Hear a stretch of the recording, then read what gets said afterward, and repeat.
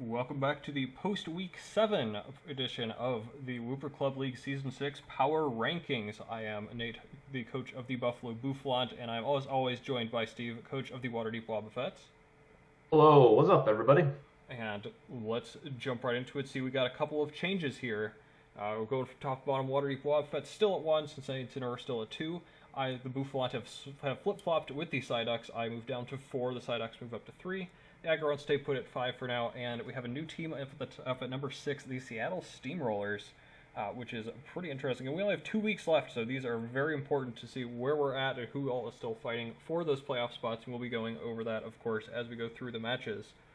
So with that being said, why don't we just start off with that number 6 team, the Seattle Steamrollers, and Steve, tell us how they got to this point. Yeah, so the Seattle Steamrollers this week had a game against the Cleveland Castforms. For this, they brought a team of Torkoal, Blissey, Shiftry, Wenusaur, Crocodile, and Tauros. Oh, that's of course Wenusaur G-Max, naturally. In this game, played it very well. Was able to effectively use the sun, and with 2 chlorophyll sweepers in Shiftry and Venusaur G-Max, was able to make quick work of the Cleveland Castforms kind of bulkier, slower defensive team. Early on in the match, Blissey was able to pick up a key paralysis on the main offensive threat of the Castforms, being Hydreigon. That para allowed some misplays to go unpunished. Later on, Chad had Crocodile use Knockoff, attempting to finish off the weakened Hydreigon, but failed to do so. But didn't have to pay anything for that mistake thanks to the para. For, I think, the first week, he was saying Venusaur was able to have a significant impact, securing 3 KOs. I know a lot of teams had been able to kind of prep and counter for the sun, but the Castforms just didn't have the answers they needed for it. And G-Max Venusaur was able to, after a growth setup, just take 3 KOs. Did fall down to the Lapras G-Max, which I think Chad was a little bit underprepared for. Didn't really respect its bulk after it got the Aurora Veil up. Tried to pick up a KO with a close combat from Crocodile, which didn't work out, and he ended up losing the Crocodile for it. So again, overestimating his Crocodile's power without any of the Moxie boosts. But it worked out fine. Blissey at the end was able to wall the last 2 Pokemon on Lapras and Alolan Raichu. No issues there. And was able to come out with a clean 3-0 win. Good job on basically taking what was offered to him, and securing that W. Looking forward, he has a bye next week, followed by, in the final week, a matchup against the number 3 Summit County Psyducks. Worth noting, following his match today, he made 3 trades with free agency. So half of his team is locked in for the final week. We'll see if this comes to bite him in the butt when it comes to playing. This game is very important for him getting in. He's right on the cusp of that number 6 spot. There's the Kanto Kinglers also at the same record, and either one of them could get in depending on how they both play. So it'll be a very important match for him against a tough opponent coming up here. Nate, do you have anything you'd like to add? Yeah, just a big shout out to that Shiftry, which I thought did a very good job just ripping holes through the team early game. Again, for the paralysis early and just tanking with the Blissey, paired with just punishing, getting a little bit of chip damage on so much of Matt's team with Shiftry, really, I think, opened up everything else for him. Found the opportunity to click growth, which was fantastic. If he's going to be ending next week at 4-4, he has a shot to make playoffs, which is pretty nice considering his early slide. So that is pretty cool to see him kind of bounce back from all of that and get into a position where, it's possible if he does well enough in that final week, the playoffs could be in his own hands. His destiny is in his own hands, that is. So that's pretty cool to see him just kind of sneak in there at number 6. They 5, 6, and 7 seeds all kind of bundled up there together a little bit. So speaking of the 5 seed, we've got the Akron Agrons, and they played their match against the Cincinnati Incineroar number 2. So why don't we just go ahead and cover both of those at once. Matt and the Incineroar facing Joey and the Agrons. So Matt brought a team of his Cinderace, which is G-Max, is Luxray, Inteleon, Dhelmise, Clefable, and Steelix. where Joey brought his team of the Rillaboom, Incineroar, Chansey, G-Max Orbeetle, Lycanroc Midday, and Noivern. So for Joey, Noivern, I liked seeing the Noivern play, being able to roost up and everything, but it was kind of a bad sack of the Noivern later, getting the defog off, which I guess was somewhat beneficial for him, but it was really his only Steelix answer, which really kind of bit him in the butt there. Rillaboom's Woodhammer is strong, and it put in a decent amount of work here too. Seeing the Grassy Glide do so much to Dhelmise was kind of surprising, but it just wasn't enough to break through that in the end. I think mid-game, very good pivoting around with the Rillaboom, the Incineroar, and the Chansey. Kind of bring them in on the right threats was definitely a positive idea, doing all that. And basically in the mid-game until Matt came up with another answer to kind of tear through the team there with getting some more holes. For Matt, again, that Steelix set, fantastic call, getting the Iron Defense Body Press, as well as being able to set up rocks on it, and a Head Smash for the one thing that could have resisted it, being that Noivern, to force it into that situation where it had to roost or do something, and it was also a nice answer to that Orbeetle if it really came down to it. So, fantastic call on that set. Also taking advantage of things like the grassy terrain. Didn't run Earthquake on it, and he's grounded, so being able to get that extra little bit of recovery, fantastic synergy, knowing that his opponent was going to be bringing Rillaboom, that this was a great answer to it if it could get up some of those defense boosts. Another thing, the Cinderace did a fantastic job in the match. Cinderace put in a ton of work mid-game, trying to break through with its fighting coverage. Getting through the Incineroar was super important, again, to help out. Get as few weaknesses as possible for that Steelix into late game. And speaking of that too, he did let the Steelix get a little bit low, but a great job on getting the Wish from Clefable into the Steelix. Keeping it healthy, knowing that this set put in so much work, keeping it good. And I think finally, a cool shout out to the Luxray set. I know he's been kind of struggling to find a way to bring it in the past few weeks, and he knows he has to by the end of the season. Having it be take advantage of one of the assets you may not think of in Intimidate, and making it fully physically bulky with a Rocky helmet, potentially as a nice switch into things like the Incineroar or the Rillaboom to rack up some of the chip damage on that. Very cool call. Again, maybe not have needed leftovers either, because Grassy Terrain is going to be up almost all the time.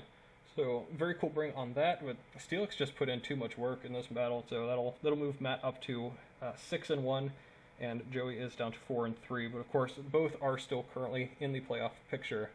As far as the final couple of weeks that go, Joey and the Agrons have a very tough last couple of weeks. They've got me, the Bouffalant at 4, and then you, the Wobbuffets, up at 1.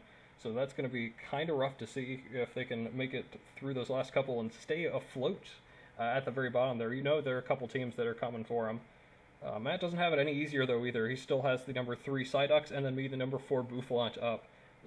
I think he is secure in the playoffs at this point, along with you. Congratulations to both of you for that, for being the first ones to clinch that. But it's not particularly easy. We'll see how seriously he wants to take these matches, if he's really trying to gun for those top 2 seeds. Again, it's in his court right now. If he wins out, he's got a first round bye, and that's pretty important, considering some of the other coaches down below are starting to put on some hot streaks. You really don't want to be caught out in that first round unprepared. So that's kind of my quick overview of it. What else do you have to add to that, Steve? I wanted to give a shout out to the Orbeetle G-Max and setting up Gravity again, this time for the very important use of preventing Cinderace from using High Jump Kick, knowing that fighting type is quad resisted, but he doesn't want that Cinderace to be able to use it. I know that wasn't really the reason. It was just kind of something that a lot of people forget about Gravity and was brought up during the match. And just a fun fact. That is pretty interesting. Of course, there was a G-Max Cinderace who could max fighting anyways, but yeah, definitely not something you think about. Very cool. Could have helped earlier too for that Hypnosis miss. That was used early on, and it's possible that Hypnosis on the Steelix could have changed things. Joey didn't have a real good way through it, but if the Steelix was asleep the whole game, it could have been played differently and kind of stayed on the sideline and didn't do nearly as much as it put in. Sure. So, I think you did a very good job, too, of keeping the Chansey for that Inteleon as well, which, with the Focus Energy set, could have put in a ton of work otherwise. So, right. Potentially could have been a different game, but speaking of people who've had a little bit of bad luck with their RNG this season, we've got me up next at number 4, and I've faced off against the Summit County Psyducks. Steve, why don't you take this one away? Yeah. So Nate and the Buffalo Bouffalants, as he said, faced Zach and the Summit County Psyducks.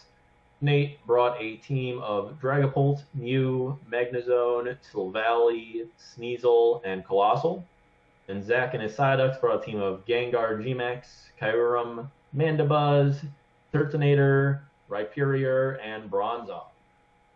And I think there are some really just key points in this, and one of them is the fantastic matchup that Rhyperior had against Nate's team. After talking about it, Nate did not expect Rhyperior to come. It didn't have a fantastic matchup against the rest of his team. But against the 6 he ended up bringing, it hit all of them fantastically. And that definitely played to Zach's convincing win here. The thing that Zach has been doing well and continue to do well here is in the early game playing around with his more defensive mons and just punching holes as he's able. Being able to switch between the Rhyperior, the Turtonator, the Bronzong, and the Mandibuzz, and just pick up some damage, punch some holes without really sacrificing anything all that much. It was huge for him in this match, and it's been huge in the previous matches. And of course, the big winner for Zach in this was the RNG, way in his favor. We all know Nate's had bad luck with RNG, and that was the number one thing he needs to fix is his RNG, and this week was not the week to fix it, apparently. Nate, also, I know you had a concern moving into this game about making some over predictions in previous games, and I definitely think there was a lot better in terms of over predicting and not, over predicting and picking not optimal move for the situation. But after getting down early, kind of needed the perfect game and to make all of those right predictions. Definitely made some in the mid game to pick up KOs on the Turtonator for free, but as the game went on, needed more in between RNG not working out and Zach's playing it safe to prevent anything unnecessarily going down. He was able to clean things up. Looking forward at their chances at moving into the playoffs, the Bouffalant have 2 games left against the number 5 Agrons, followed by the number 2 Cincinnati Incineroar. Tough schedule. Regardless, it looks like you are probably in. There's a chance he doesn't make it. Probably need to lose out in some other games to go specific ways with plus minus being involved for the tiebreaker, but probably in. But you've had some bad luck so far this season, so let's see if it keeps up. Zach, on the other hand, has games against the number 2 Cincinnati Incineroar, followed by the number 6 Seattle Steamrollers. Same story for Zach. He's probably in at the same record, but there's a chance he doesn't make it based on losing out and then probably losing tiebreakers to some of these up-and-coming lower-end teams. You got anything you'd like to add, Nate? Sure. A shout out to Dragapult being the KO leader. I know we've had a fun little battle between that, your Lycanroc, and Joey's Rillaboom there. So even in this devastating loss, still being able to pick up those KOs was pretty nice. Big shout out to his Rhyperior play, which was fantastic. Knew he could just keep it in and click buttons, which was really good. Also, just seeing the max special defense on both the Mandibuzz and Turtonator, I think that makes a lot of sense. Since my transactions, I've started to lean a lot more to the special side rather than physical, and those, I think, ended up being very good calls on his end. Also, a little concerned for myself, too. I blame RG quite a bit, too, but I've lost to 2 of the top teams, and the other 2 that are up there are still yet to come. If I haven't gotten a big win like that yet, I'm still kind of looking for that to prove that I need to be up there for this season. So I think the next 2 games, even if I'm almost secure, are pretty important for me to just make a statement of some kind.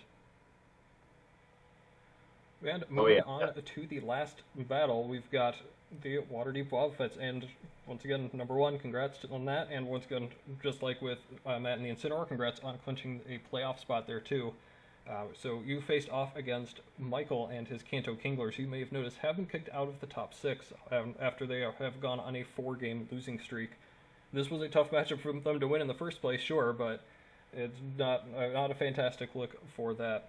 So going over your team a little bit, you brought the Gmax Garbodor, Venusaur, Aegislash, Cinderace, Sylveon, and Lycanroc Dusk. I thought Cinderace was a very strong lead, outsped everything but the Zeraora, and even then I think you were more than willing to take the trade with Zeraora, especially to not seeing the Pelipper there. Means that your fire attacks were just going to do a ton of damage, even to those resists. And Cinderace is just a strong mon. And I did notice a choice band on there too. That absolutely slaps in that matchup, so I thought that was a very good call. Another shout out to sacking Aegislash just to spite me. I know that's what it's for. I used Aegislash very well last season. It's the all-time KD leader right now, and it is just going down the tubes. Really don't appreciate that, Steve. Please do better with that. But otherwise, it was able to chip another hole in the team. That's kind of all it's been doing is taking a one-on-one, chipping it down, and getting into the right position. So even though it goes down, still good positioning. Venusaur, awesome call in the matchup, honestly, especially without Pelipper there again. The grass typing was great, and after chipping down the Skarmory, was able to pick that off with a knockoff as well. Good prediction on that. Great knockoffs overall. You could tell that that's a very good move to use against someone unpredictable like Michael, who may be relying on his items a little bit more than others. Good damage from the Sylveon too, just being able to keep it in there, and clicking buttons too. Once again, once the Skarmory went down, the fairy move was a little more free, and that really paid dividends as well. And then finally, even in Trick Room rather, which was definitely an unexpected call, you're able to keep your cool, take things down one at a time, and really just put in the proper work, bring in the proper mons at the proper times, and get that Lycanroc a couple more kills, which is always pretty nice. So for the playoffs, again, I know you're number 1 seed right now, and you have a much better differential, I believe, than Matt right now, and also kind of helped by the fact that you have an easier schedule remaining as well, so you have more opportunity to get a little more ahead as well, as you have the Cleveland Castorms that are near the bottom of the league right now, followed by finishing up the season with the Akron Agrons, who, again, up and coming a little bit right now, but just came off a bad loss and have a tough schedule ahead of them already. So I think you have a little bit of a better chance to get that number 1 seed than Matt, but we'll kind of see. I know you're definitely looking forward to getting one of those top 2 seeds, so we'll see how you can finish up the season. Any other closing thoughts on your match? Hashtag tank Aegislash. I see. Okay. No, yeah, it was a good match. I definitely was not expecting the Trick Room. Real upset when I saw it, actually, switching in a Scarfed Sylveon, and then just to see Trick Room goes up, it's just disappointing. Was not expecting, honestly, most of the things. Agility Skarmory, okay. Red card Espeon, okay. But regardless of these curveballs, was able to just play around them eventually and out damage and secure wins there. All right, we know that Kingler can be a threat in Dynamax format, so just being able to take out so much of the health, even with Choice Scarf, we knew that was the right call. And then just picking it off with a Sucker Punch, we were able to get around probably the biggest threat on his team. So good job with all of that. So I think that'll just about wrap it up for next week's matchups. I know I've got a battle with Joey and the Agrons. I think Matt and the Incineroar also have a match in the top coming up here. I believe they should have the Psyducks, if I'm not mistaken. Yes, they do. So 2v3, 4v5. Got some pretty cool games coming up. We'll see where we can go with that. The Steamrollers, I believe, have a bye this week, so they'll be up to 4-4. Take probably an impressive win from one of the lower teams to be able to pass them up there. But what really matters is post-week 9. So we'll kind of see how things shape up a little bit here. Anything else to add before we wrap things up? Just excited to see how the rest of the season plays out. We're almost there, everyone. 2 more weeks, and then we get to see what the playoffs come up to be. And at that point, the power ranks are pretty much solidified. No more biases or anything else. They will stand as they are, and we'll get the playoff seeding from that. So very cool that that's coming up so soon. And we will see you all next week. See ya.